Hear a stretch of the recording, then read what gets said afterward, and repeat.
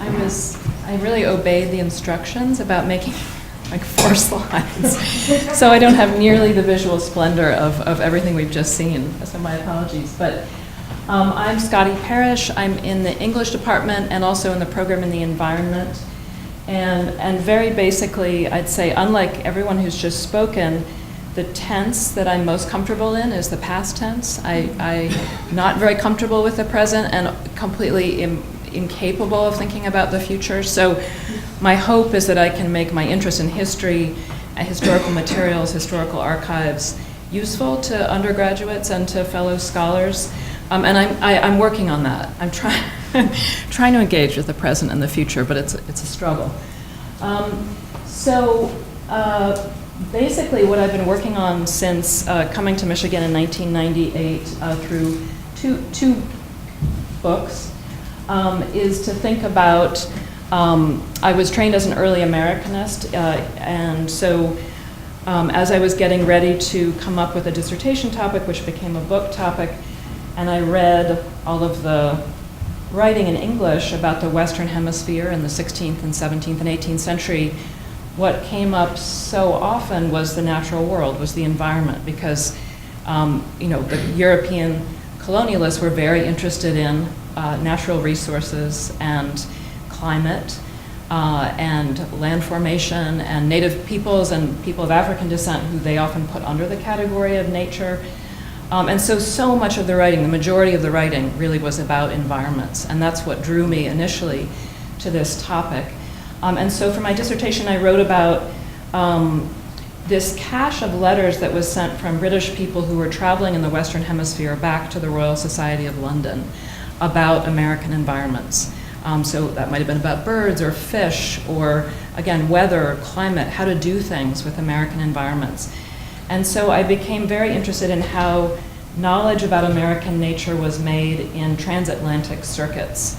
And though the people who made it into print tended to be white male 18th century scientists of genteel standing, I figured out the longer and longer I looked who they were relying on for their knowledge.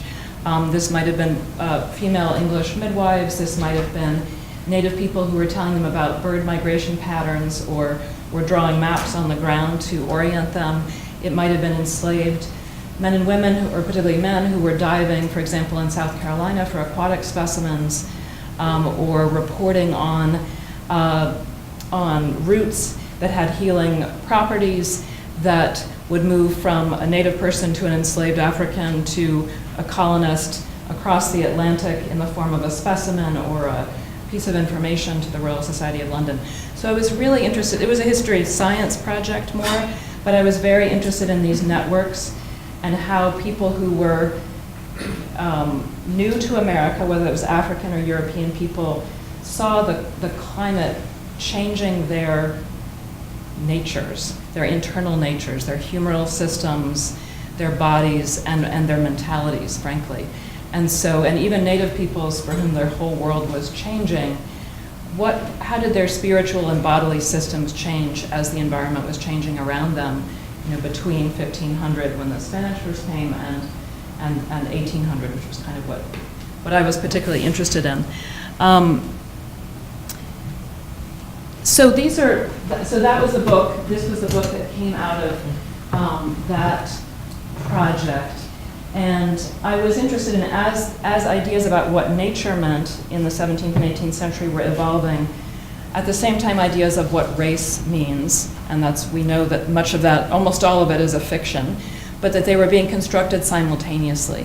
And so I was very interested in how they overlapped, how ideas of thinking about human difference and the natural world were co-created in the early modern period.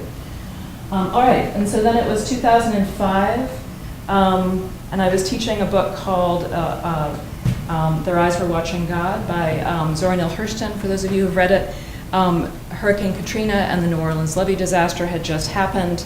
Oh, I only have 1 minute left, oh my gosh. And it occurred to me that nobody had made connections before between a lot of Southern writing in the early part of the 20th century and major US disasters that happened around that time. And so I wrote a whole book on one particular flood, the Great Mississippi Flood of 1927. and I was very interested in how it was a very slow flood in an era of newly fast media. So that it was the first major disaster where masses of people could be involved in a disaster virtually in kind of real time as a disaster was unfolding. And because that's the era we live in now, I was very interested to think of what was this event like as an early case study of virtual disaster consumption. And so I became very interested in how the Southern press was covering the event much differently than the Northern press and differently from the Black press. So again, how race and environment kind of intersected in kind of a modern case of disaster. Finally, I teach the two courses I taught for Pike. One is about Southern natures, the making and unmaking of environments and races, where we start with Katrina and we go back to Thomas Jefferson's Notes on the State of Virginia. So between Jefferson and Katrina, we cover a lot of ground, which I'd be happy to talk about what we cover.